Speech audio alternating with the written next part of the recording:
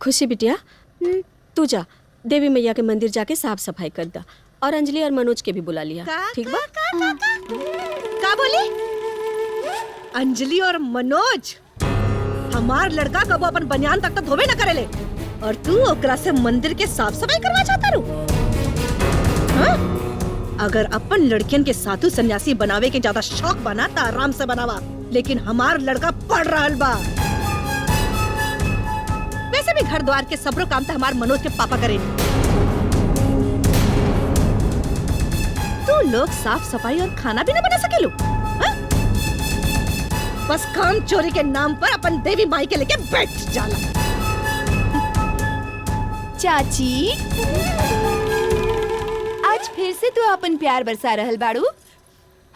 अंजलि मनोज की बखान करत होकबू, है ना मम्मी? है ना खुशी? समझ गई नहीं। चाची, तुझे अंजलि और मनोज के खातिर यहाँ पे भाषण देता रू, उनकर पढ़ाई। अब हम दिखावतानी। मम्मी, आप लोग जल्दी जल्दी रेडी हो जाएं पूजा खातिर, ठीक बा? आई आपके दिखावतानी ना। अब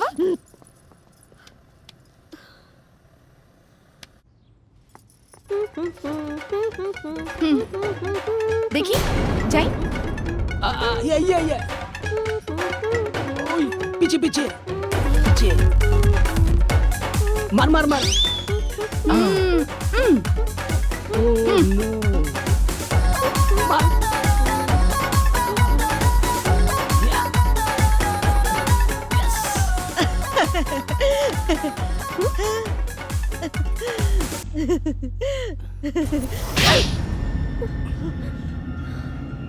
तू लोगन की वजह से वो परी की बच्ची हमके आज फिर सुना के चल गई।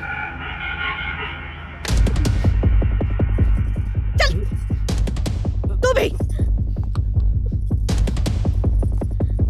चल चल चल ना। मनोज के पापा, बस बहुत हो गई। कितना बार कहीं नहीं बंटवारा कर दी और इस झंझट से मुक्ति मिली। दिमाग खराब हो गल तो है? इतना मेहनत से ही हमार भैया जवन हाँ इतनी बड़ी जायदाद घर द्वार प्रॉपर्टी बनौले हमें खाली हनते अलगवल करा दी कि स्वर्गवासी हो गए हमें। एक बात कान खोल के सुन ला, जब तक हमार बड़की भौजी जिंदा बाड़ी तब तक ही घर में बंटवारा करे के बारे में क्यों कल्पना भी ना कर सकेला। भौजी, हम कुछ गलत तो ना कहनी? नहीं बबुआ जी, बाकी रवा मुँह धो ली ना, पूजा के टाइम होता। हाँ, हम तो तैयार हो गए बनी भौजी। ना, पहले पाटन देवी मैया की आरती होगी, ओकरा बाद फिर कुछ। बिल्कुल। चली मम्मी, चल खुशी। चाचा चली ना। हाँ चलो चलो चलो। तैयार हो गया बनी।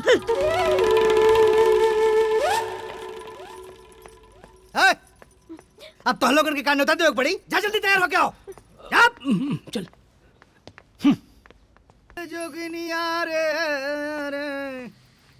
अरे जोगिनिया रे जोगिनिया रे जोगिनिया पिछवा पड़ल बारे जोगिनिया जोगिनिया रे जोगिनिया। तार कविता खत्म हो गई बा, तनिक दिमाग पे जोर दा। ऊपर ही दिन ब दिन हमारे कपारे पे चढ़ रहल बिया। अरे ये घर के मालकिन बनल बिया। इतना बार कहीं नहीं कि कब तक ओकरा के घर पे बिठा के रखब। कोनो ऊंच नीच खानदान देख के निपटारा करी होकर, लेकिन ना। अरे पुरबहो, हमार बिटिया परी झमेला ना हो, वो लक्ष्मी हो, साक्षात लक्ष्मी। बस करी बस, लक्ष्मी पिया लक्ष्मी। वो जौन तोहार खर्चा चला रहल बिया ना, तो ओकरा वजह से रउआ इतना तारीफ कर रहल बानी। और चिंता मत करी, एक दिन हमार बेटी अंजलि ना कलेक्टर बनी, कलेक्टर। अंजलि कलेक्टर बनी कि ना इतना पता है, लेकिन एक दिन तू कलेक्टर जरूर बन जाएबू। ठीक बा? एक काम करा, तो हूँ सोता और महू सोते दे, दिमाग जिन खा हमारा रोज के तो नौटंकी हो गल। सवा चुपचाप।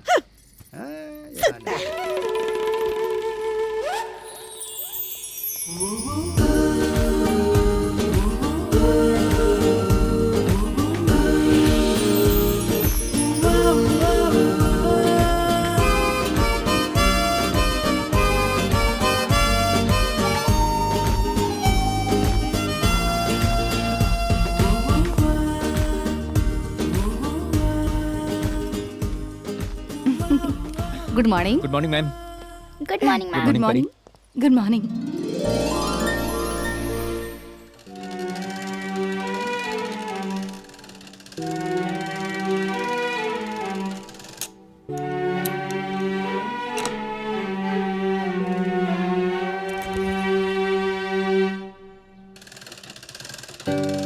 अब भी सिखावत बानी तो के सिलाई कैसे कईल जाला।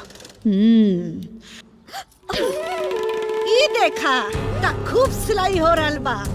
यहाँ घर के लड़का लोग फटल पुराना कपड़ा पहन के घूम रहल बाड़े, लेकिन हमार जेठानी जी माता रानी के चुन्नी सिल रहल बानी।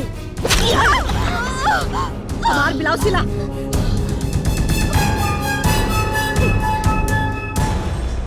छोटकी ई कहा कर रहल बाड़ू तू? हाँ? का कर रहल बाड़ू? अब्बे बताओ तनी।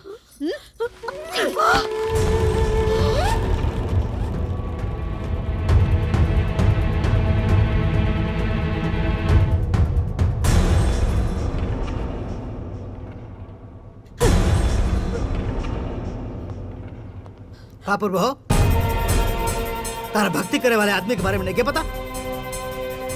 तारा के पता होके के चाहिए। भक्ति करे वाला आदमी जब भक्ति में लीन हो जाला, नहाइब खाइब उठल सुतल बैठल यहाँ तक कि अपन दुख दर्द भूल जाला। भौजी पट्टी पढ़ लो कि ना? डॉक्टर के बुलाई ना ठीक बा। ला चुनरी सिल्ला ठीक बा। अगर बात ना हो को फरमाइश पूरा कर दिया। अगर टाइम होगी तो तब, न तक कानून जरूरत नहीं के। ऐसे कैसे कोनो जरूरत नहीं के? चुप रही रवा। चुप एकदम चुप। जब देखा तब चपड़ चपड़ चपड़ चपड़ चपड़ वो चलत रहा है। अब तू खुदा सिल्ला। हाँ एकरा सिल्ला के बाद खाना भी तुहा खुदे बनावे के पड़ी। और एक बात याद रखिया, जिस दिन भौजी और परी बेटी नाराज हो गई ना, वो दिन हमनी के बनारस के घाट पे कटोरा लेके भीख मांगे के पड़ी। बाकी एक बात याद रख लिया पूर्व, हमरा रहते ही घर में हमरा भौजी और हमरा दोनों भतीजियन के भैया का कमी महसूस ना होगा के चाहिए। ना तो हमसे बुरा क्यों ना होई। ठीक बा? कहाँ बड़ा सब लोग? बाहर आई। चाचा जी, चाची। परी जायदा बिटिया कुछ मत बोला। मम्मी आप कुछ मत बोली, चुप रही।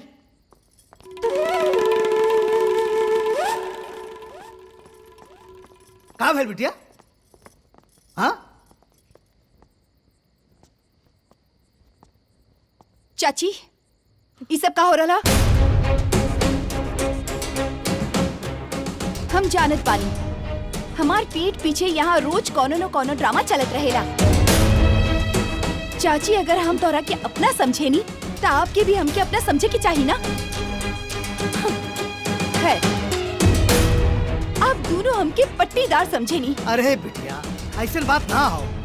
अरे बिटिया तू तो हमके सबसे ज्यादा प्यारी हो। इन्हें तुम्हारे ब्याह का दिन बात करता नहीं ना चाचा, अभी हम शादी नहीं करे चाहत। मम्मी चलिए आप चलिए।